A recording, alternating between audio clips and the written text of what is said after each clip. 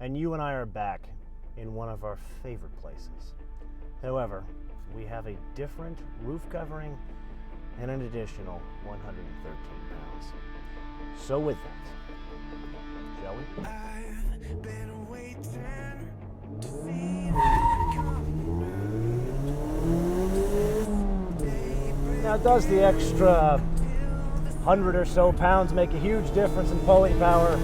Not really, because if you remember, what, a year and a half ago, you and I drove this thing with a fabric top, and really surprised that a car with an embarrassing amount of horsepower can get up and go this quick. And this really ain't no different. Even when you go straight up an incline. And this is a stunning road. Okay, so we got that out of the way. Anything else you want to discuss?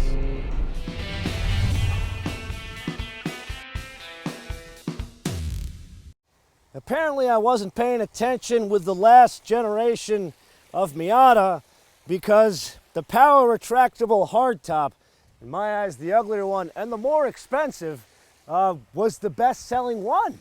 So Mazda's thinking this one, which is $2,600 more expensive than the Roadster, by the way, is going to account for 60% of the sales. But counterintuitive to that, they offer less colors on this one. So there's obviously Soul Red, there's that ceramic white, the black, and this stunning machine gray, which came from the CX-9.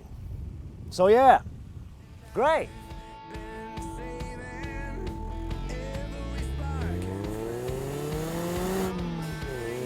Okay, now let's unpack the more important and probably more challenging change, and that's the driving dynamics. So in the tech review, we discussed a different steering rack, or really the tuning of the steering, change in the bushings in the rear, Swiss cheesing of some of the structure, and of course that weight we just discussed.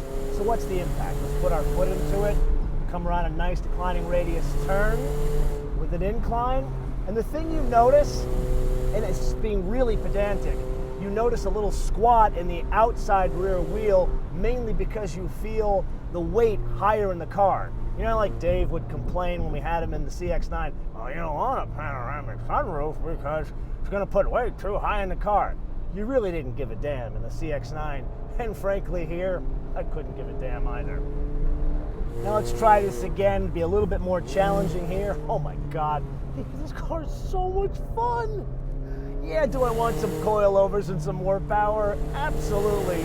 But the package, it still works incredibly well. I probably would have done a little bit stiffer suspension in the rear from the factory out of the box. On the inside, there are a couple of changes. First is a TFT screen over on the left side. That now includes an animation when the roof is going down. The screen in the center, same size and everything, instead of it being black and white, it is now color. I don't know why they changed that, because you'd have the glare from this one or the Roadster with the cloth top. And then last but not least, there's a button to put the roof up and down.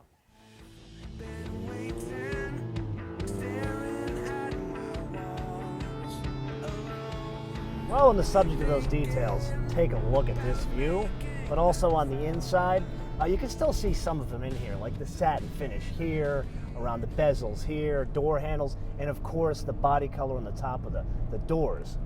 Very good design trick.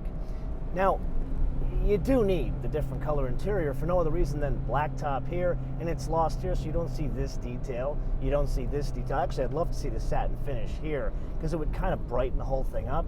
And the only reason why I'm beating the hell out of the interior is now the exterior's got like this European flair to it. I'd love to see more going on in here, maybe to differentiate it from the ragtop. In the immortal words of our friend Felix Holst, who ran design for Hot Wheels for many years, design doesn't cost extra. And all these kind of details that I'm being pedantic on, these really don't cost extra.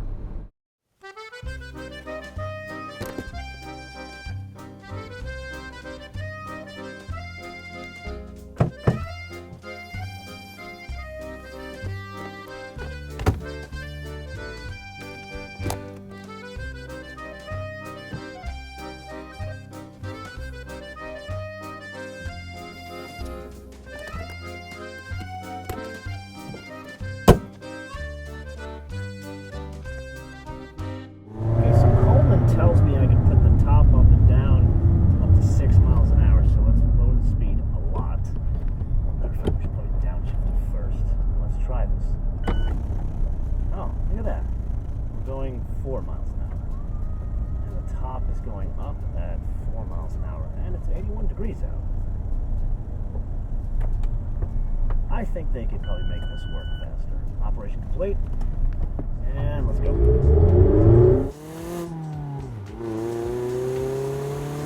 Let's not mince words here. This was already an effing fantastic platform and car with a fabric roof. Just someone went ahead and made it look significantly prettier, to the point where I would have this over the fabric car any single day of the week. Now, yes, I'm broken, and I would ask for things like a shooting brake or actual structure in the roof to make it some ridiculous track day weapon, but I'm probably asking for too much. For today's episode, I'm not going to leave you with a question. You can go ahead and pontificate about this car, anything you want, in the comments below or via our social media, MotoManTV all one word, MotoManTV all one word, Facebook, Twitter, and Instagram. And with that, I do want to leave you with two things.